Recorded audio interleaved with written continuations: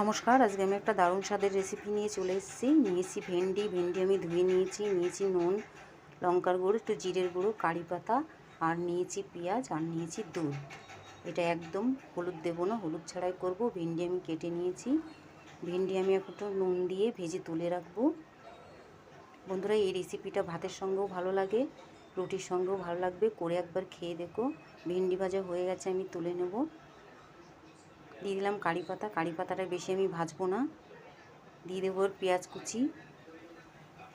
পেঁয়াজটাও হালকা ভাজা দেবো। পেঁয়াজ ভাজা হয়ে গেছে। জিরে গুঁড়ো আর লঙ্কার গুঁড়ি একসঙ্গে দিয়ে এবার দিয়ে দিলাম দুধ। দুধ একদম কাঁচা দুধ নিতে হবে এটাই। দিয়ে দিলাম ভেন্ডি আর একটু নুন দিয়ে দিলাম। হয়ে গেছে, নামিয়ে দেবো। ভিডিওটা ভালো লাগলে লাইক, কমেন্ট, শেয়ার। বন্ধু, তোমাদের পাশে থাকা খুব দরকার। আমরা অপরের পাশে থাকবো। সবাইকে সাপোর্ট করব।